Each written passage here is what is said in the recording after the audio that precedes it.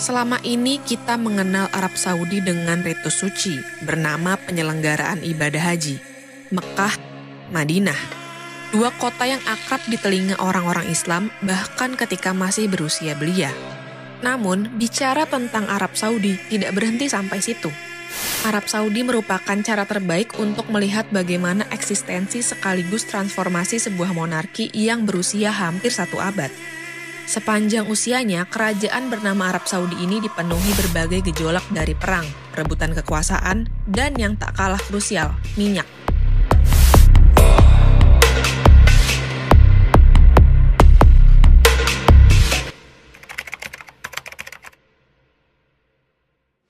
Jazirah Arab pada masa silam adalah wilayah yang terasing, selain miskin sumber daya dan gersang belaka. Hampir tak ada yang menarik dari Arab Saudi, kecuali fakta bahwa wilayah ini adalah penjaga 2 kota suci bagi umat Islam, Mekah dan Madinah. Kondisi itu barangkali yang hanya menjadi daya tawar, sehingga pemerintah kolonial Inggris dan Kesultanan Ottoman bersedia menempatkan pasukannya di sana. Selain urusan haji, kepentingan rezim kolonial Inggris ialah mencegah bersatunya negara Arab, sebab pasti bakal mengancam posisi mereka. Masyarakat Arab waktu itu juga hidup dalam suku-suku yang cukup menonjol, Baduy. Suku Baduy, sebagai contoh, dikenal karena kegiatan berkebun dan beternak untuk memperoleh uang. Mereka juga mengelola sumber mata air dan aktivitas perdagangan di pasar-pasar lokal. Di luar Baduy, ada kelompok lain yang menonjol. Mereka klan Saud yang berdiri pada 1720 di Diryah, dekat Riyadh. Pengaruh Saud kian menguat selepas menjalin aliansi dengan para pengikut Wahabi. Inilah yang menjadi cikal bakal berdirinya kerajaan Saudi. Keluarga Saud diwakili oleh Muhammad bin Saud dan para pengikut Wahabi bertumpu kepada sosok Muhammad bin Abdul Wahab. Keduanya bersekutu pada 1774 dengan kesepakatan bahwa klan Saud akan menerapkan ajaran Wahabi dan pihak Wahabi bakal memberikan justifikasi dalam sudut agama sehubungan upaya perluasan kekuasaan. Dengan kata lain, menyingkirkan mereka yang menolak ajaran Wahabi tak masalah karena dilindungi agama. Inti dari ideologi Wahabi sendiri adalah mengembalikan kemurnian Islam seperti pada masa awal abad ke-7. Maka, implementasinya yakni melalui pemberlakuan hukum syariat yang ketat. Wahabi di saat yang sama juga menolak Ottoman dan para kolaboratornya. Bagi Wahabi, Ottoman dekaden dan bukan lagi musim sejati. Persekutuan Saud dan Wahabi terus berjalan. Mereka memperluas wilayah pendudukan dari Diryah melebar ke segala arah.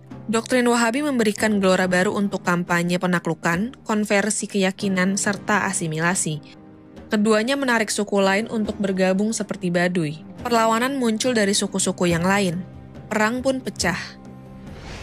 Riset ini menyatakan dominasi klan Saud masih kokoh ketika pucuk kepemimpinan dipegang Abdul Aziz bin Muhammad al-Saud, putra Muhammad bin Saud. Mereka mengumpulkan modal dari pajak, zakat, atau hasil jarahan perang yang kelak dipakai buat melebarkan konsolidasi politik. Di seluruh wilayah kekuasaannya, klan Saud menerapkan kebijakan yang membantu memusatkan kekuatan mereka. Dinasti tersebut misalnya, secara bertahap mengganti emir di daerah yang baru ditaklukkan dengan orang-orang satu lingkaran yang setia. Hal ini bikin Ottoman geram. Merasa terancam, Ottoman meluncurkan serangan ke Saud berbekal 10.000 pasukan. Sayang, serangan itu gagal sebab kendala komunikasi maupun medan. Ekspansi klan Saudi lalu meluas ke barat dan berhasil merebut Mekah serta Madinah. Di 2 lokasi itu, doktrin Wahabi diberlakukan menyeluruh yang memantik reaksi agresif dari Ottoman.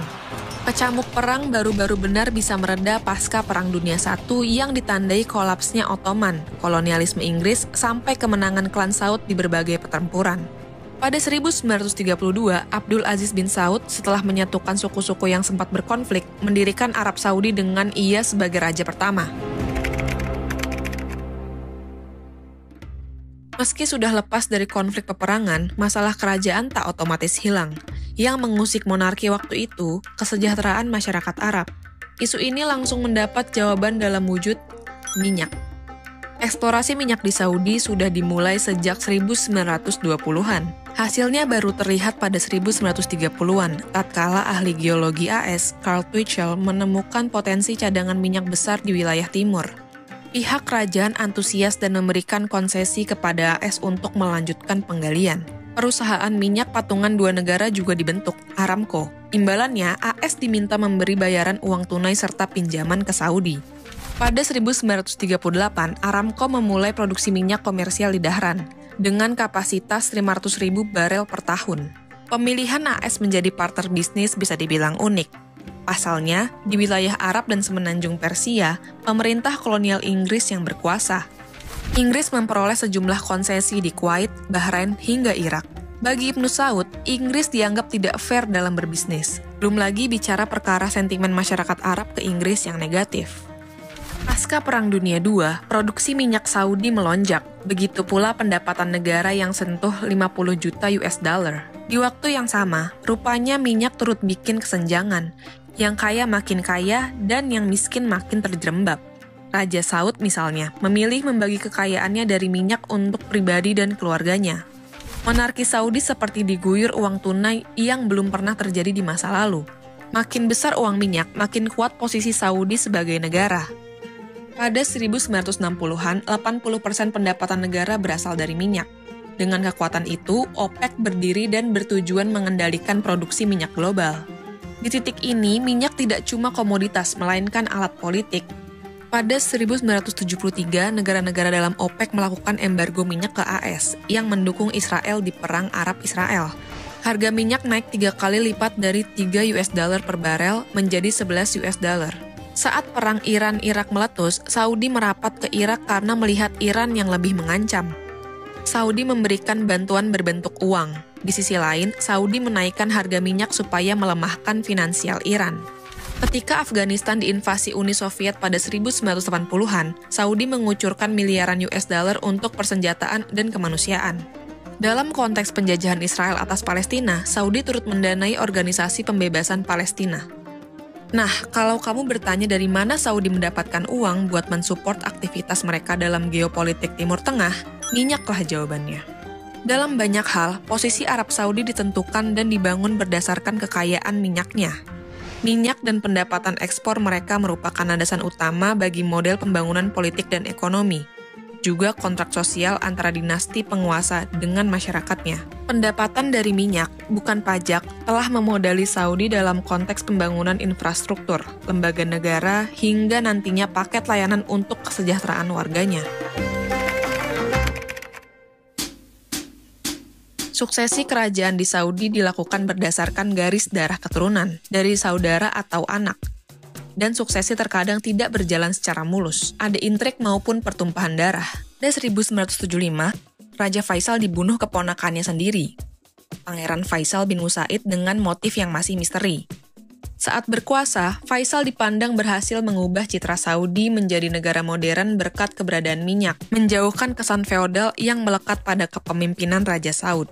Berbeda dengan para pendahulunya, pemerintahan Raja Faisal bukanlah sistem yang seluruh keputusannya bergantung pada sosok raja. Sebaliknya, Faisal mendistribusikan pengambilan keputusan dan pengelolaan kerajaan kepada orang-orang kompeten di bidangnya yang mayoritas dari mereka berpendidikan dari barat. Itu ciri khas Raja Faisal. Lalu, bagaimana dengan yang lain?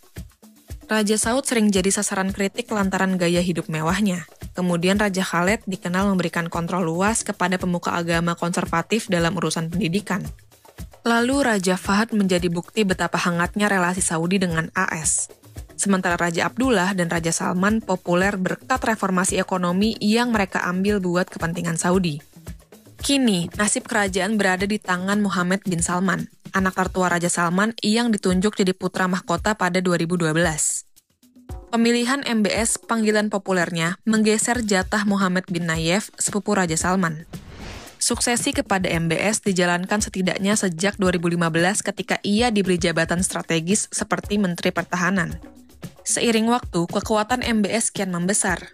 Upaya memperbaiki Saudi getol ditempuh, dan ini termanifestasi melalui visi 2030. Inti visi 2030 ini ialah melepaskan Saudi dari jerat ketergantungan minyak. Pemerintahan MBS membuat konser musik, kota-kota baru, melebarkan startup, sampai berinvestasi besar dalam kompetisi sepak bola. Rezim MBS juga memperbolehkan perempuan menyetir mobil dan bekerja di bidang yang selama ini dikuasai laki-laki. MBS disebut reformis dan perlahan kebijakannya membuahkan hasil. Data IMF menyebutkan bahwa pertumbuhan sektor non-minyak naik sejak 2021 dan sentuh 5% tahun kemarin. Meski mengesankan, ada sisi gelap di balik rezim MBS. Ambisi berkuasa MBS bikin ia memerintah negara layaknya seorang tangan besi. Pada 2018, dunia dibikin geger oleh tewasnya jurnalis The Washington Post, Jamal Khashoggi. Khashoggi dibunuh di konsulat Saudi di Turki dengan tubuh yang dipotong. Khashoggi dikenal sebagai jurnalis yang kritis terhadap pemerintahan MBS. MBS membantah bahwa perintah membunuh Khashoggi berasal dari dirinya. Pembungkaman tak hanya menyasar jurnalis, melainkan aktivis dan ulama konservatif. MBS kerap memakai dalih bekerja sama dengan pihak asing dalam menutup suara-suara kritis yang dialamatkan kepadanya. Pada 2017, MBS melakukan gebrakan yang bikin publik kaget. Ratusan pejabat serta elit kerajaan diciduk karena dugaan korupsi. Salah satu yang kena gelombang penangkapan adalah Pangeran Al-Walid bin Talal. Penangkapan ini disebut bermotif politik untuk konsolidasi kekuatan MBS. Tak kalah kontroversi, di rezim MBS pula Saudi agresif menggempur Yaman. Keterlibatan Saudi dalam perang sipil Yaman muncul setelah kelompok Houthi merebut ibu kota sana pada 2015. Saudi lalu bergerak sebab meyakini Houthi dibackingi Iran yang notabene jadi rival Saudi dalam perebutan proksi di Timur Tengah. Kampanye Saudi di Yaman telah menciptakan bencana kemanusiaan terburuk. Kelaparan dan kematian muncul silih berganti dipicu serangan maupun blokade yang dilakukan Saudi. Kisah kerajaan Saudi kompleks belaka. Ia tak cuma melibatkan gelimang kekayaan dari minyak, tapi juga saling rebut kekuasaan, pembungkaman, dan darah orang-orang sipil yang mengucur.